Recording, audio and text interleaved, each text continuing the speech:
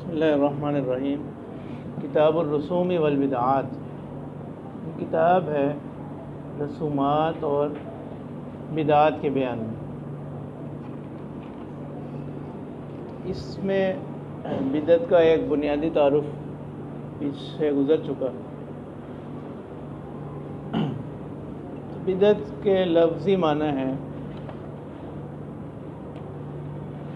یہ لفظی معنی کہتے ہیں جو معنی لغت کی جو معنی ہے کہ ہر نیا کام، چاہے عادت کے طور پر ہو چاہے وہ عبادت کے طور پر ہو، وہ کیا ہے؟ بدعت۔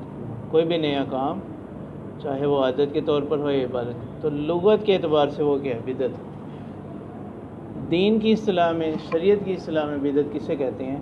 اس سے پہلے ایک حدیث مبارکہ کہ نبی اکرم صلی اللہ علیہ وسلم کا فرمان ہے، من احدث فی امرنا ھذا ما لیس منہ فہو رد، کہ جس شخص نے ہمارے دین میں کوئی ایسی چیز ایجاد کی جو اس میں سے نہیں ہے تو وہ مردود۔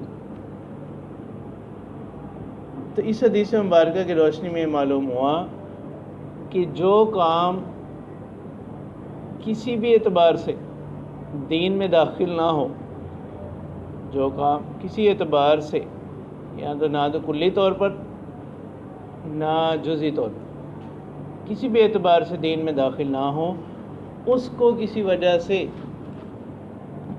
عقیدے کے اندر، عقیدے کے اعتبار سے یا عبادات کے اعتبار سے، عقیدے کے اعتبار سے یا عمل کے اعتبار سے، عبادات کے اعتبار سے دین کا جز بنا لینا، یہ کیا بدعت۔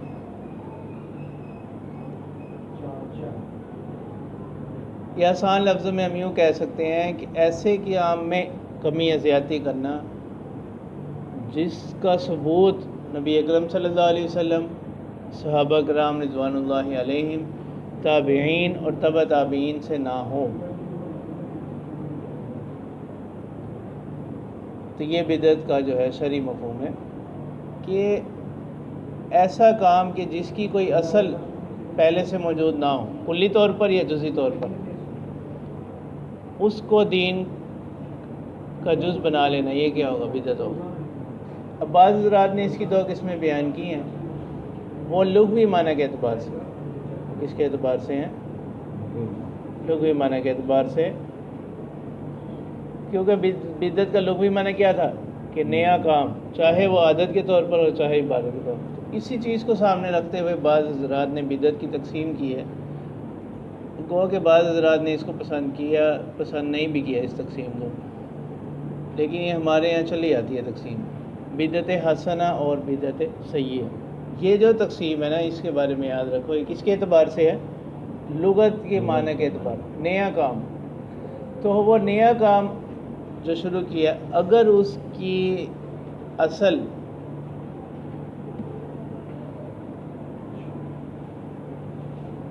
کوئی نہ کوئی دین میں ہمیں ملتی ہو، کلی طور پر یا جزئی طور پر،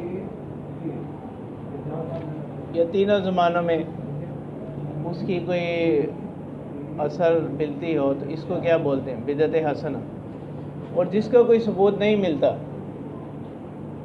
اس کو کیا کہیں گے؟ بدعت سیئہ ممنوع۔ بدعت سیئہ یعنی جو کہ منع ہے، وہ کہیں گے۔ تو معلوم یہ ہوا کہ جو کام کلی یا جزئی طور پر دین میں داخل ہوگا، ٹھیک ہے، اور بعد میں جو نیا کام شروع کیا جا رہا ہے اس کے ساتھ بھی اس کو کچھ نہ کچھ تعلق ہے، تو اس کو بدعت حسنہ کہیں گے، اور اگر نہیں ہے تو اس کو بدعت سیئہ کہیں گے۔ تو اب سوال یہ آتا ہے نا کہ بدعت تو ہمارے ہاں جو بدعت کی اصطلاح استعمال ہوتی ہے وہ کس معنی میں ہوتی ہے؟ منفی معنی میں استعمال ہوتی ہے۔ تو آپ نے بدعت حسنہ کا، اس کا جواب یہ ہے کہ بدعت حسنہ پر بدعت کے لفظ کا جو بولا جانا ہے، یہ صرف اس کے لغوی معنی کے اعتبار سے ہے کہ لغت میں بدعت کس کو کہتے ہیں؟ نیا کام۔ اور حقیقت میں جو شریعت کے اعتبار سے اگر دیکھیں گے تو وہ کام بدعت نہیں ہے، کیونکہ ان کی کوئی نہ کوئی اصل دین میں پہلے سے کیا ہے؟ موجود، تو وہ شرعی طور پر وہ بدعت نہیں ہے۔ ان کو جو بدعت حسنہ کہا جاتا ہے وہ کس اعتبار سے ہے؟ لغت کے اعتبار سے۔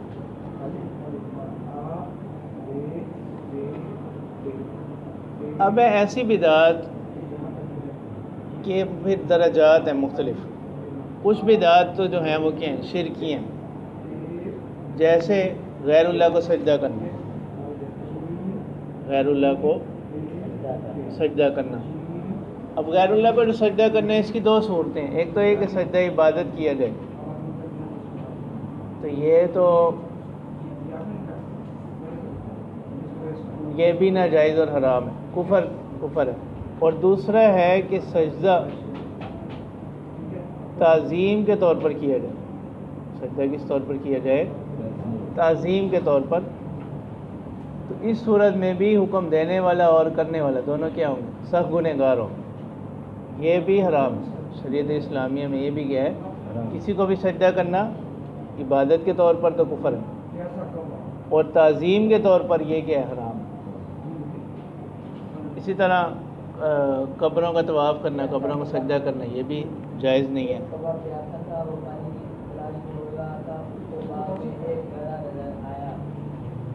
اسی طرح جو ہے کسی کے بھی ساتھ تعظیم کا ایسا معاملہ کرنا جس میں کوئی مشابہت آ رہی ہو الوہیت کی یا اللہ تعالیٰ کے ساتھ عبادت کی، تو وہ کیا ہوگا؟ ناجائز ہوگا. اس کی صورتیں بھی مختلف بنتی چل جائیں.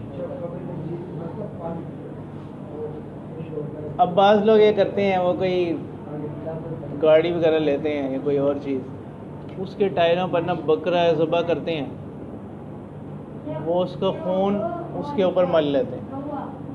پہلی بات تو یہ ہے نا کہ اب آپ نے صدقہ کے لیے بکرے کو ہی متعین کیا، اس کی کیا دلیل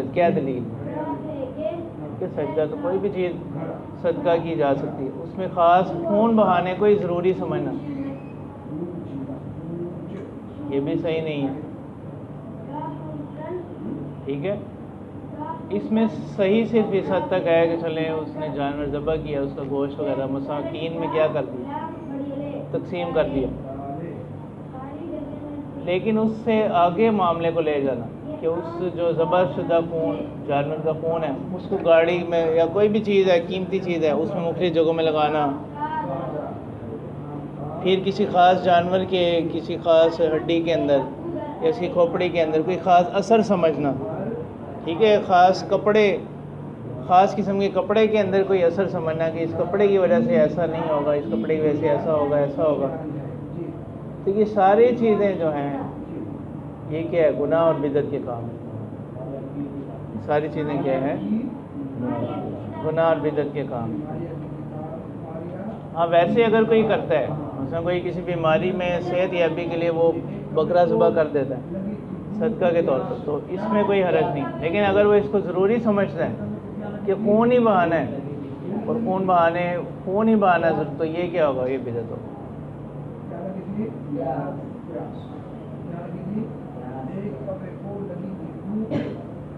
اسی طرح اگر کوئی شخص بیمار ہوا ہے، وہی بات آ گئی، بیماری میں کیا کرنا؟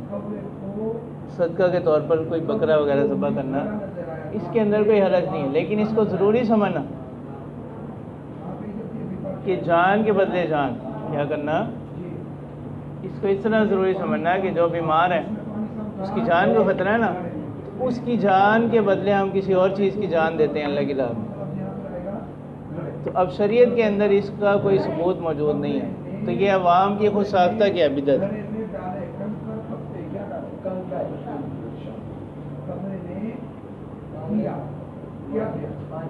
اسی طرح جو ہے بعض یہ جو آپ نے دیکھا ہوگا چیلوں کو گوشت وغیرہ ڈالتے ہیں، اور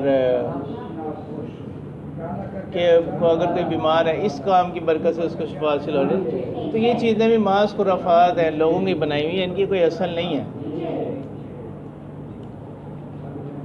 اور صدقہ کے اندر جو سب سے بہتر صورت ہے وہ یہ ہے کہ نقدی میں کچھ دے دیا جائے.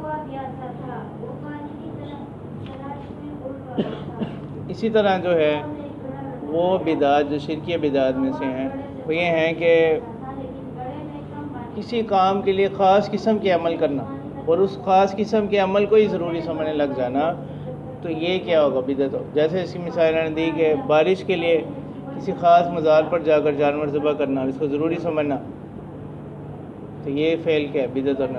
پھر اگر اس جانور کو بھی ذبح کس کی نیت سے کیا گیا؟ صاحب مزار کے قرب کی نیت سے تو وہ تو ویسے ہی حرام ہو جائے گا، مردار ہو جائے گا، اس کا گوشت کھانا بھی کیا نہیں ہے، جائز نہیں۔